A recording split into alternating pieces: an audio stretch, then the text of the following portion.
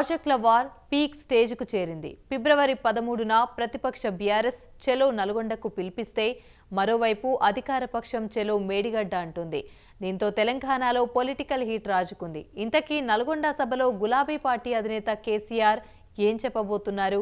మేడిగడ్డకు అఖిలపక్షం తీసుకుని వెళ్లాలన్న ప్రభుత్వ నిర్ణయంతో గులాబీ పార్టీలో గుబులు పెరుగుతుందా?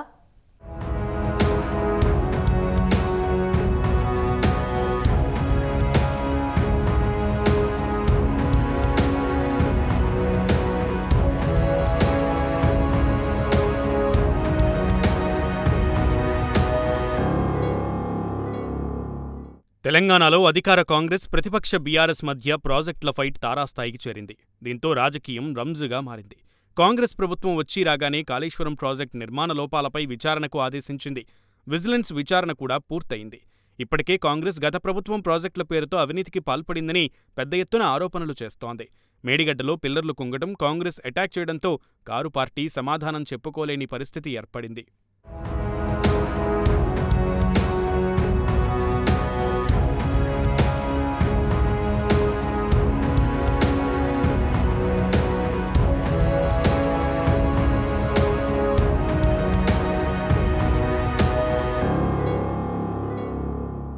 సరిగ్గా అదే సమయంలో ఉమ్మడి ప్రాజెక్టులను ప్రభుత్వం కేంద్రానికి అప్పగిస్తుందనే ప్రచారం ఊపందుకుంది. ఈ అంశాన్నే బీఆర్ఎస్ అందివచ్చిన అవకాశంగా తీసుకుంది.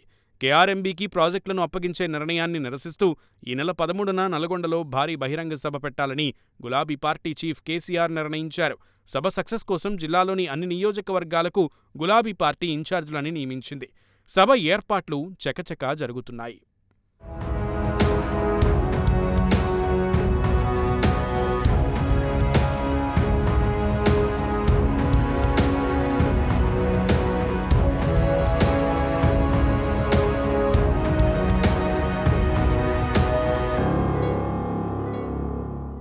త్వరలోనే పార్లమెంట్ ఎన్నికలు రాబోతున్నాయి. ఈ ఎన్నికల్లో బీఆర్ఎస్కు అస్త్రం కావాలి. ప్రస్తుతం కేఆర్ఎంబీ అంశాన్నే ఆయుధంగా తీసుకుని బీఆర్ఎస్ పార్టీ పావులు కదుపుతోంది. ఇటీవల జరిగిన అసెంబ్లీ ఎన్నికల్లో దక్షిణ తెలంగాణలో ఉన్న 5 ఉమ్మడి జిల్లాల్లో బీఆర్ఎస్ పార్టీకి ఆశించిన ఫలితాలు రాలేదు. 5 జిల్లాల్లో హైదరాబాద్, రంగారెడ్డి జిల్లాల్లో మాత్రమే బీఆర్ఎస్ పార్టీకి మెరుగైన ఫలితాలు వచ్చాయి. మొత్తం 65 అసెంబ్లీ స్థానాలకు గాను బీఆర్ఎస్ పార్టీ 21 అసెంబ్లీ స్థానాల్లో మాత్రమే విజయం సాధించింది. దీంతో ఇప్పుడు రాబోయే లోక్సభ ఎన్నికల్లో దక్షిణ తెలంగాణలో బీఆర్ఎస్ పార్టీ సత్తా చాటాలని భావిస్తోంది. దీంతో కేఆర్ఎంబీ అంశంతో ప్రజల్లోకి వెళ్లడం ద్వారా కాంగ్రెస్ ప్రభుత్వాన్ని ఇరుకున పెట్టాలన్నది గులాబీ బాస్ వ్యూహంగా తెలుస్తోంది.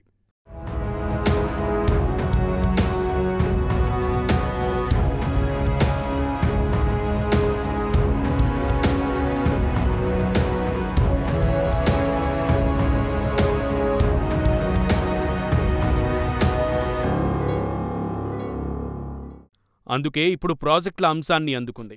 నల్గొండ నిరసన సభను ఛాలెంజ్గా తీసుకుంది.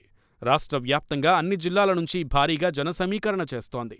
ఇక ఇన్నాళ్లు తుంటి మార్పిడి శస్త్రచికిత్స కారణంగా రెస్ట్లో ఉన్న కేసీఆర్ ఈ సభ ద్వారా గ్రాండ్ ఎంట్రీ ఇవ్వబోతున్నారు. ప్రాజెక్టులు కేంద్రం పరిధిలోకి వెళితే శ్రీశైలంలో మనకు అవసరం అయినప్పుడు విద్యుత్ ఉత్పత్తి చేసుకునే అవకాశం ఉండదని, సాగునీరు, హైదరాబాద్కు త్రాగునీటి కోసం కూడా ఇబ్బందులు వస్తాయని, మళ్లీ సెంటిమెంట్ అస్త్రం సంధించాలని కేసీఆర్ స్కెచ్ గీశారు. 5 ఏళ్లు తాము అధికారంలో ఉండగా ప్రాజెక్టులు అప్పగించలేదని, కాంగ్రెస్ ప్రభుత్వం రాగానే ప్రాజెక్టులను కేఆర్ఎంబీకి అప్పగించేందుకు అంగీకరించి తెలంగాణకు తీవ్ర నష్టం చేస్తుందని, ప్రజల్లో కాంగ్రెస్ను బ్లేమ్ చేసే ఎత్తుగడను నల్గొండ సభ ద్వారా వేసిందని చర్చ జరుగుతోంది.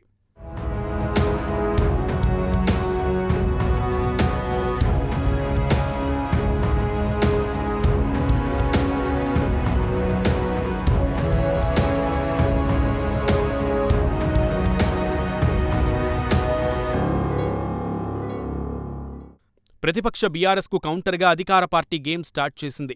ఇన్నాళ్లు గత ప్రభుత్వమే ప్రాజెక్టుల అప్పగింత ఫైల్పై సంతకం చేసిందని చెప్పిన అధికార పక్షం దాన్ని కంటిన్యూ చేస్తూనే కాళేశ్వరం లోపాలపై బీఆర్ఎస్ను ప్రజల్లో దోషిగా నిలబెట్టాలని డిసైడ్ అయింది. అందులో భాగంగా నల్గొండలో బీఆర్ఎస్ సభ రోజే అఖిలపక్షాన్ని కాళేశ్వరంలో కుంగిన బ్యారేజీల వద్దకు తీసుకువెళ్లాలని సీఎం రేవంత్ రెడ్డి నిర్ణయించారు. అందుకు కేసీఆర్ను సైతం ఆహ్వానించే బాధ్యతను మంత్రి ఉత్తమ్కు అప్పగించారు. ఎంతో ప్రతిష్టాత్మకంగా నిర్మించిన ప్రాజెక్టు కుంగడంతో ఇప్పటికే బీఆర్ఎస్ డిఫెన్స్లో పడింది. ఇప్పుడు అఖిలపక్షం విజిట్కు రేవంత్ డిసైడ్ చేయడంతో కారు పార్టీని కంగారు పెట్టిస్తోంది. మొత్తానికి నల్గొండ నిరసన సభ మైలేజ్ కంటే అఖిలపక్షం వెళితే జరిగే డ్యామేజే ఎక్కువగా ఉంటుందనే భయం బీఆర్ఎస్ను వెంటాడుతోంది. మొత్తానికి ఇప్పుడు అధికార ప్రతిపక్ష పార్టీలు ప్రాజెక్టుల పోరుతో తెలంగాణ రాజకీయం రసవత్తరంగా మారింది.